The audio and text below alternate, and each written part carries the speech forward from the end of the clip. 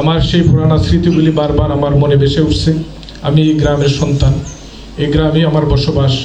আজকের যে সুন্দর রাস্তাঘাট, একসময় এগুলি কিচ্ছুই ছিল না। সাঁতার কেটে কেটে আমরা সাঁতার কেটে স্কুলে যেতাম, ওখানে সাঁতার কাটতাম। 500 মণি নৌকায়, 700 মণি নৌকা আমাদের গ্রামের ভিতর দিকে চলতো, ধান নিত। সেই দৃশ্যগুলি হয়তো আজকে যারা তোমরা সামনে বসে আছো হয়তো তোমরা দেখো নাই। তো সেই দিন থেকে তো আমরা এই গ্রামের সন্তান। তো আলহামদুলিল্লাহ, একটু আগে খেজেনি বলছেন যে আমাদের চাইতে উত্তরসাঙ্গর গ্রামটা এগিয়ে আছে, এই গ্রাম বিভিন্ন গ্রামে এগিয়ে আছে। তো যাই হোক, এগিয়ে থাকার ভিন্ন ব্যাখ্যা থাকতে পারে। তো আমরা যে প্রথম যে জিনিসটা সমাজ পরিবর্তনের জন্য হাতিয়ার মনে করি, একটা সমাজ, একটা গ্রাম, একটা এলাকা পরিবর্তনের জন্য যেই সবচেয়ে মূল্যবান যে হাতিয়ারটা, সেটা সম্পদ নয়, সেটা অর্থ নয়, সেটা বিল্ডিং নয়, সেটা হচ্ছে সবার আগে শিক্ষা। ঠিক কিনা? শিক্ষার যদি পরিবর্তন হয়, অটোমেটিকলি এলাকার উন্নতি সাধিত হবে। শিক্ষা মানুষকে অনেক দূরে এগিয়ে নিয়ে যাবে। কাজে শিক্ষার জন্য আজকের যে আয়োজন, এটা যত উপযুক্ত। ধন্যবাদ কর্তৃপক্ষকে। সময় স্বল্প, অনেক কিছু বলার আমার ছিল, আমি সংক্ষেপে বলছি। আমরা কিন্তু আল্লাহ পাকের শুকরিয়া আদায় করে শেষ করতে পারবো না। আমি নিজেও জানতাম না আমার গ্রামে এত 63 জন হাফেজ। যাই হোক, যে কথাটি বলতে চাই সেটা হলো, আপনারা যদি একটু চোখ বন্ধ করে দেখেন আল্লাহ পাক আমাদের গ্রামে কি নিয়ামত দিয়েছেন। যে আজকে আমরা হবিগঞ্জে আমরা বিভিন্ন মসজিদের দায়িত্বে আছি। হবিগঞ্জে প্রতিটা সেক্টরে আমি দেখি দক্ষিণ সাগরের এই নিয়ামতগুলি আজকে কোট মসজিদের খতিব আমাদের মুফতি আজহারি, আজকে আমি গুনাহগার একটা মসজিদের দায়িত্বে, এবং কোট মসজিদও সেই সময়ে 2 বছর ছিলাম। এই যে একটু আগে মুফতি জুবায়ের আহমেদ, আমরা একটা মসজিদের, তাওকুলিয়া মসজিদের খতিব।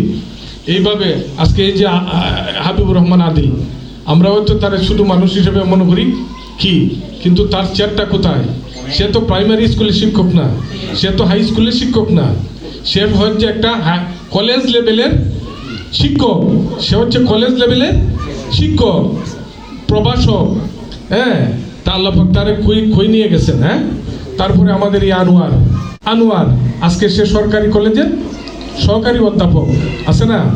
তো এইভাবে আমাদের তো অনেক। এরপরে ব্যবসার দিক দিয়ে দেখেন, সম্পদের দিক দিয়েও যদি ধরেন যে হবিগঞ্জে আমাদের কত সম্পদ আছে। আর আমরা মুজিবুর রহমান ভাই যে ব্যবসা করে, তারপরে আমাদের এই যে মুখলিস ছোট মানুষ, আমরা মনে করি মুখলিসের প্রতিদিন আমার একবার যেমন লাগে, নাইলে মনে শান্তি পায় না, খালি ভাই আমার দোকানে আসবেন। এই মুখলিসে আল্লাহ সম্পদ দেয় নাই, দিছে। এমনিভাবে আমাদের ব্যবসায়ী উস্তাদ আরও যারা আছে, অনেক চিন্তা করলে দেখা যাব আমাদের হবিগঞ্জে অনেক আমাদের নিয়ামত আল্লাহ পাক দিয়েছেন। আমরা সুন্দর মতো হবিগঞ্জে আছি, এটা কি আমাদের গ্রামের জন্য একটা গৌরব না? আমরা শুকরিয়া আদায় করি বলি আলহামদুলিল্লাহ। জানে মনে করছে তখন তো আর এত ছাত্র ছিল না গ্রামে, তো ডেকে রাখতো, এই জলিল। আমি কই দাদা আমি তো ছোট মানুষ না, তারপরে তুমি সদস্য।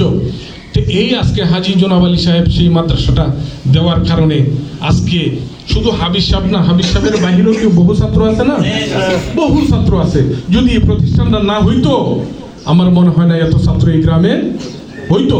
থাকতাম আমরা হাল জাল নিয়ে থাকতাম, আমরা হাল চাষ করতাম। কিন্তু আল্লাহ পাক তো এই প্রতিষ্ঠানটার কারণে আমাদেরকে আজকে এত দূর নিয়ে আসছেন। এটাও আমাদের একটা নিয়ামতের জায়গা, শুকরিয়ার জায়গা। এটার প্রতি আমাদের তীক্ষ্ণ দৃষ্টি রাখতে হবে। যে যেখানেই থাকেন, হাবিজ সাহেব বলেন, আর ইমাম সাহেব বলেন, আর লেকচারার বলেন, যে যেখানেই থাকা হোক, বিদেশ থাকেন আর দেশে থাকেন, সবাই এই প্রতিষ্ঠানটার প্রতি আমাদের কি থাকতে হবে? নজর থাকতে হবে।